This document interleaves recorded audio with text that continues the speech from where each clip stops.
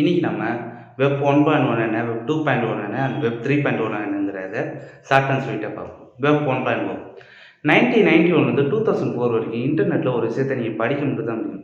எக்ஸாம்பிளாக www.google.com கொடுத்தீங்கன்னா Google பற்றின இன்ஃபர்மேஷன் நீங்கள் படிக்கலாம். இது ஒரு டிஜிட்டல் நியூஸ் பேப்பர் மாதிரி ஒரு கைட் இருந்துச்சு. இதை தான் ரீட் ஒன்லி சொல்லுவாங்க. இதில் நீங்கள் எந்த ஒரு இன்ட்ராக்டும் பண்ணவும் முடியாது. ஜஸ்ட் நீங்கள் எக்ஸாம்பிளாக லைக் அண்ட் கமெண்ட்ஸ் இந்த மாதிரி எந்த விஷயமும் பண்ண முடியாது.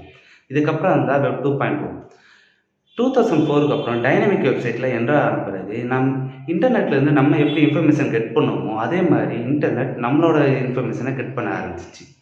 இந்த இதில் நீங்கள் ஒரு விஷயத்தை படிக்கிறது மட்டும் இல்லாமல் நீங்கள் ஒரு விஷயத்தை போஸ்ட் பண்ணலாம், அப்லோட் பண்ணலாம். எக்ஸாம்பிளாக யூடியூப், ஃபேஸ்புக் அண்ட் இன்ஸ்டாகிராமும் வச்சுக்கோங்க.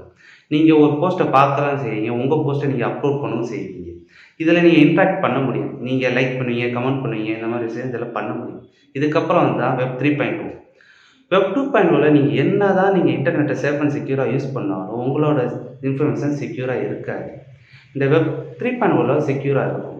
இதில் நீங்கள் ரீட் அண்ட் ரைட் ஓனுங்கிற கான்செப்ட் இருக்குது. உங்கள் டேட்டா ஓனாக நீங்களே வச்சுக்கலாம். இதோட எய்ம் பார்த்தீங்கன்னா decentralise internet, improve user privacy and control over the data after block chain technology. இது சேஃப் அண்ட் செக்யூராக இருக்கும்.